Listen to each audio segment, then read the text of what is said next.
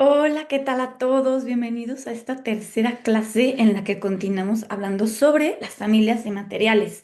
Recordando un poco y retomando el que nos llevó a hablar de esto, es entender que los materiales están divididos en diferentes familias. Estas familias son las que nos permiten diferenciar entre un material y otro.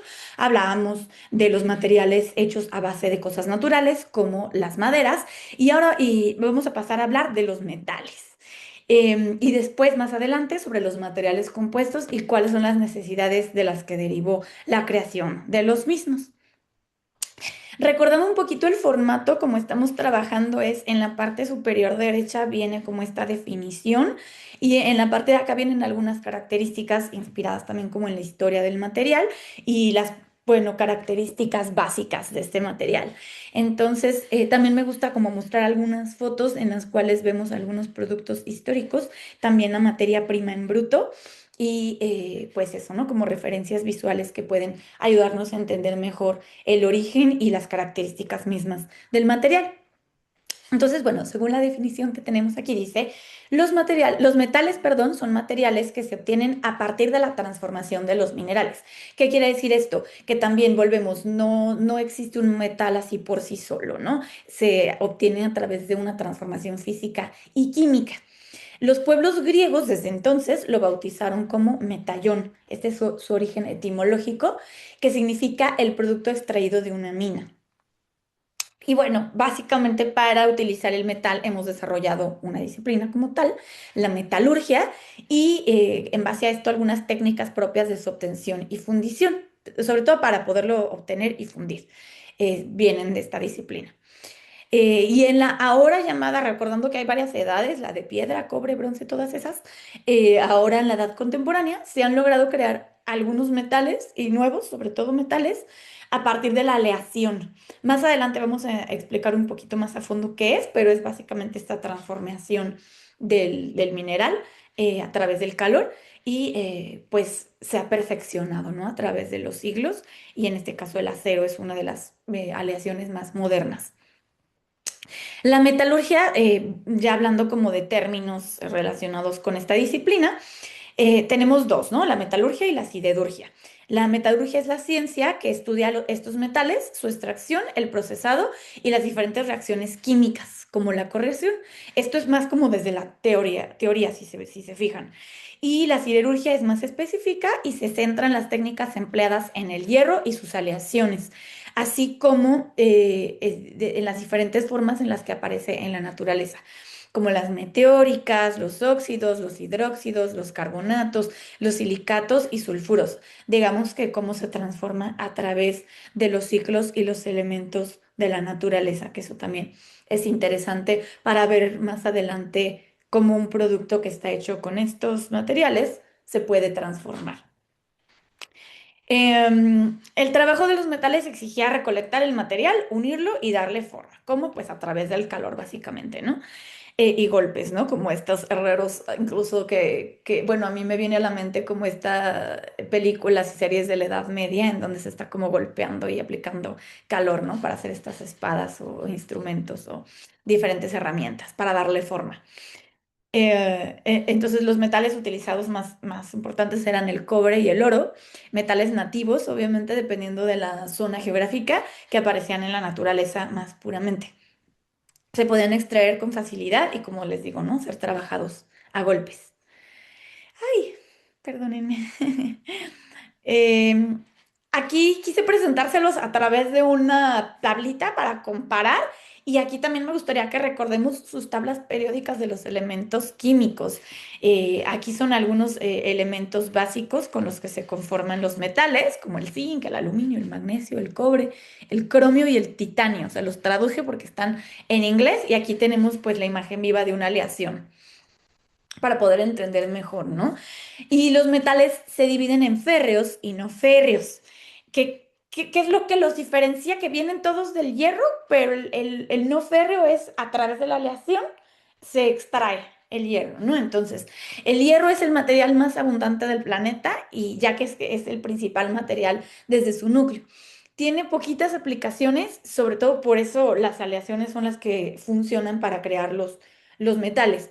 La mayoría están relacionadas más bien con su carácter magnético. Digamos que la esencia del hierro, perdón, son los imanes, que están así como en su estado como más puro y más natural. Y ya los no férreos son cuando estos minerales más bien, ajá, se transforman y a través de las aleaciones para quitarles el hierro. Entonces, los no férreos también son las aleaciones férricas que contienen otros metales, otros elementos como el carbono y cantidades variables de níquel, cromo, titanio, silicio, perdón, manganeso, entre muchos otros, y tienen muchas más aplicaciones. Entre ellos también se encuentra, entre los no férreos, perdón, se encuentra el aluminio, que es el metal más abundante en la corteza terrestre, y en las aleaciones más conocidas del hierro son los aceros, los conocidos por su variedad y versatilidad. Se clasifican normalmente en tres grupos según su peso, los no férreos. Los pesados, que son el cobre, el estaño, el plomo, el níquel, el zinc, el cobalto, y aleaciones como el bronce y el latón. La aleación del cobre y el zinc, o ligeros también como el titanio y el aluminio, y ultraligeros como el berilio y el magnesio. Recuerden regresar a su tabla periódica y también buscar ejemplos de cómo se ven estos ya visualizados transformados, ¿no? Y bueno, eso fue en relación a los metales. Ahora vamos a pasar a los materiales compuestos, que si se fijan, tanto metales como maderas y un poco también cerámicos, plásticos en general, todos son una forma ya de material compuesto. Pero para poder entender qué es lo que diferencia ya solamente una transformación, un proceso de transformación de materia prima a material, ya cuando estamos trabajando varios materiales y ya lo que lo convertiría en oficialmente un material compuesto, son los elementos de la matriz y el refuerzo. ¿Sale? Aquí les estoy poniendo algunos ejemplos de diferentes matrices según diferentes materiales y lo que las refuerza. Y también entender de dónde viene como esta necesidad de hacer esto. Para eso vamos a poder introducir diciendo que los materiales compuestos son combinaciones macroscópicas de dos o más materiales diferentes que poseen una interfase discreta y reconocible que los separa. Sí, o sea, como para que se pueda entender que están los dos materiales, ¿no? Bueno, una vez diseccionamos el material, podemos entender y observar esta interfase. Surgen de esta necesidad de obtener materiales con una combinación de propiedades que difícilmente se encuentren en los materiales originales, ¿no? Cerámicos, plásticos o metales, o maderas incluso. A pesar de haberse obtenido materiales con unas propiedades excepcionales, utilizar estos materiales en aplicaciones prácticas no siempre es factible, dado que se trata en general de materiales caros y de difícil fabricación. Pues obviamente, ¿no? O sea, como ya tienen una tecnología detrás de su construcción, pues eso a veces los encarece. A excepción quizá de algunos, como por ejemplo los aglomerados de madera, dependiendo de la versatilidad que se le pueda dar, ¿no? A lo mejor no es lo mismo comprarla en bruto allá trabajada en estos muebles modernos, donde pues por alguna extraña razón también son más caros que las maderas naturales, ¿no? Una característica de los materiales compuestos es que en cada uno de ellos se pueden distinguir dos componentes bien diferenciados, ¿no? Es lo que les decía, la matriz y el refuerzo o la fase discontinua. Aquí se los estoy poniendo en un grafiquito para que se pueda entender gráficamente y cómo se ve aquí el refuerzo y la matriz, que es la esencia, ¿no? Digamos, esto aquí es la matriz, esto aquí es el refuerzo, aquí está la matriz, por dentro estaría el refuerzo. Aquí es, por ejemplo, metales, aquí polímeros. Estos son nanomateriales que los voy a explicar después, que también tienen una tecnología detrás hecha con nanopartículas para poder proporcionar capacidades mucho más pros, ¿no? Por así decirlo ahorita, sin entrar demasiado en detalle. Eh, y bueno, justamente para poder empezarlos a distinguir en también subcategorías, tenemos los compuestos de matriz polimérica, que son los más comunes, obviamente porque ya como el plástico lo podemos ver en todos lados, eh, pues justamente, ¿no? Esos son esos materiales. También se les conoce como polímeros o plásticos reforzados con fibras. La matriz es un polímero, la matriz, recuerden, perdón. Ajá, la matriz. Ajá, la matriz. Tu, la matriz. Es un polímero y una variedad de fibras, ¿no? Tales como es el vidrio o las de carbono o las aramídicas se utilizan como el refuerzo. El refuerzo, recuerda. Ujú. Aquí hay un ejemplo de un material hecho, de un producto ya hecho con material compuesto, que es, por ejemplo, una raqueta de tenis. La podremos ver en esa aplicación. Y los compuestos de matriz metálica se utilizan cada vez más en la industria automotriz. Estos están formados por metales livianos, como el aluminio, o como matriz, perdón, y fibras de refuerzo como las de carburo de silicio. Esto sobre todo, como le dice, con fines de hacer más ligero el material. O los compuestos de matriz cerámica, que se utilizan en aplicaciones de alta temperatura. Estos están formados por una matriz cerámica y el refuerzo con fibras cortas o whiskers de carburo de silicio o nitruro de boro. En las industrias, una de las industrias donde son más utilizados es, por ejemplo, en las de salud, como para hacer prótesis y en este caso, si se fijan, las dentaduras. Algunos otros divisiones de materiales compuestos son, por ejemplo, la fibra de carbono, que su estructura atómica es similar a la del grafito. Si recuerdan, el grafito es el material del que están hechos las minas de lápiz negro con el que dibujamos y consisten láminas de átomos de carbono arreglados en un patrón regular hexagonal. Aquí está un ejemplo, ¿no? Como les decía, en la industria automotriz, es donde más se utilizan materiales compuestos y sobre todo los de fibra de carbono. Y ahora pasamos a los que más me competen, en los que más puedo proporcionarles de mi expertise y con los que más he trabajado, que son los de fibras naturales, que se utilizan pues cada vez más con fines de que sean ecológicos, ¿no? Em, y cada vez se utilizan más materiales reforzados con estas fibras, también que sean más económicas y de menor, como les decía, de menor impacto ambiental, reforzando muchos polímeros con fibras provenientes de productos naturales, como el liño o la fibra de coco. La fibra de coco es una de las más utilizadas, curiosamente, también en la industria del automóvil o en nuevas propuestas, perdón, de productos ecológicos. Aquí hay, por ejemplo, algunas como macetas o estos también que ya vemos de que el cepillo de dientes o cepillos para cabello y así, hechos con fibras, ¿no? Y pues al final son compuestos. O cementos y hormigones, esta sería otra categoría que también podemos, que es de las primeras y más ancestrales ejemplos de materiales compuestos, bien sencilla, ¿no? El hormigón es un material compuesto formado por partículas dispersas como grava y arena de gran tamaño. Y obviamente el agua, ¿no? Que es con lo que se compacta al final el material. Entre otros materiales compuestos está, y desde tiempos egipcios, como dice aquí, el adobe, que consiste en esta mezcla de fibra de paja con arcilla y agua, obviamente, para dar esta pasta moldeable que se hacían los ladrillos y se les daba la forma deseada. Es, pues, obviamente la forma más comercial que vemos, pero pues digamos que tiene como esta beneficio y posibilidades, ¿no? De muchas cosas que se pudieran hacer con este tipo de pastas. También creo yo que este puede ser el origen a después materiales como el papel reciclado o el papel maché, esta esencia de mezclar uno o dos componentes naturales para crear algo más sólido. Si fijan aquí, en este grafiquito les pongo las propiedades que llegue a tener. Lo interesante es que es biodegradable, tiene el poder aislante, también eso es interesante. Si se fijan en casas cuando hay adobe, tanto hay más calor como también hay menos, o sea, se aísla el ruido. También permite un bajo consumo energético por estas mismas propiedades, no deja entrar los ruidos, que es lo que les decía, y sobre todo permite formas suaves, ¿no? En las paredes.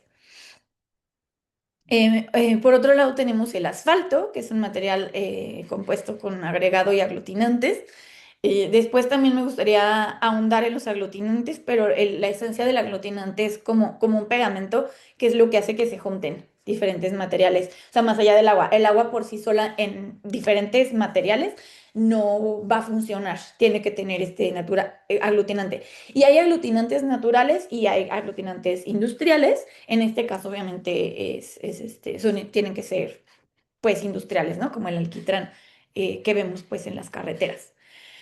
O los nanomateriales que se los mencionaba hace rato, y aquí hay dos ejemplos de nanomateriales, uno se llama aerografeno o la nanocelulosa.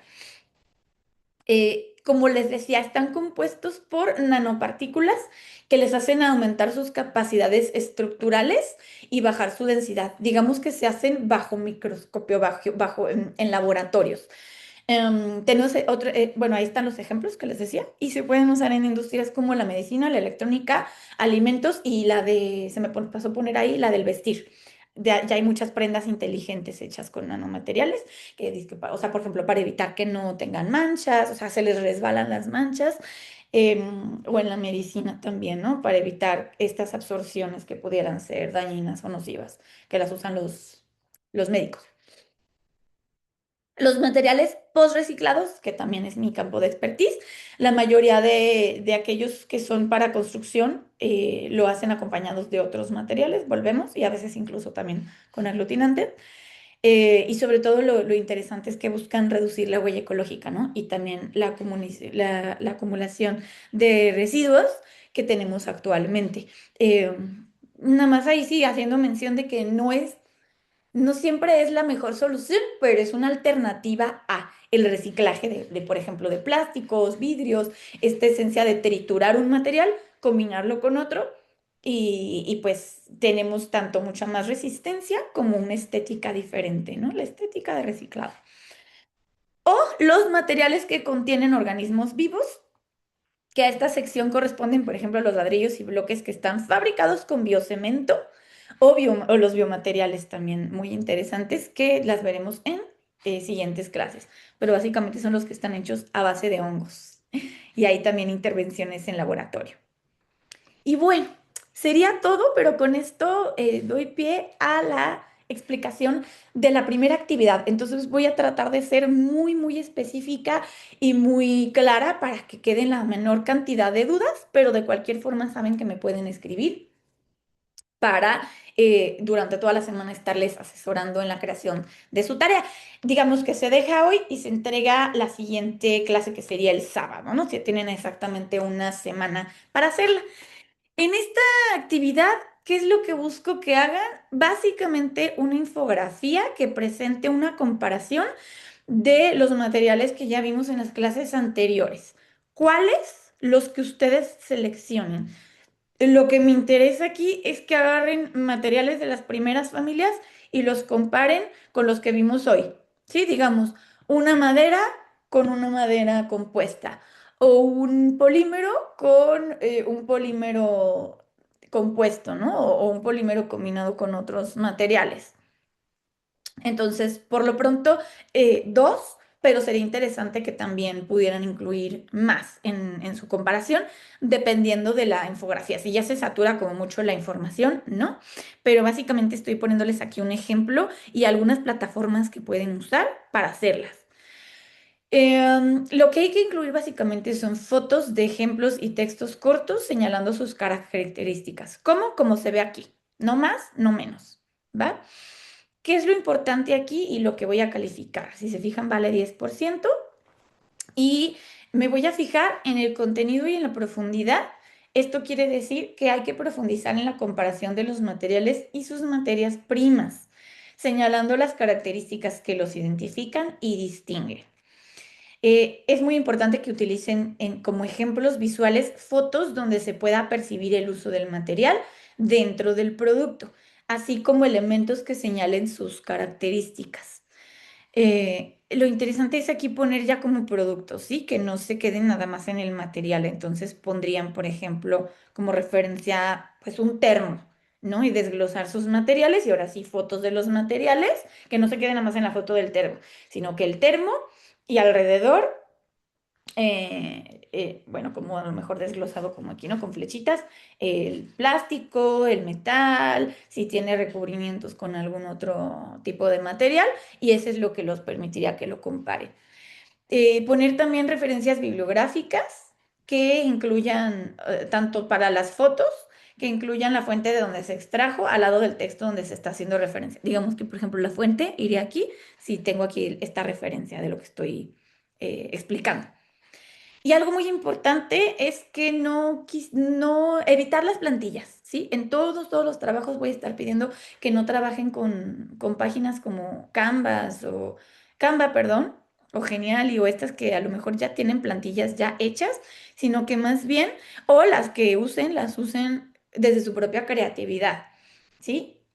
Aquí lo que estoy poniendo es que las eviten, pero por ejemplo, si sí van a diseñar en Canva, que el diseño sea 100% de ustedes. O sea, pueden utilizar algunos elementos, pero desde su propia creación, desde su propio diseño.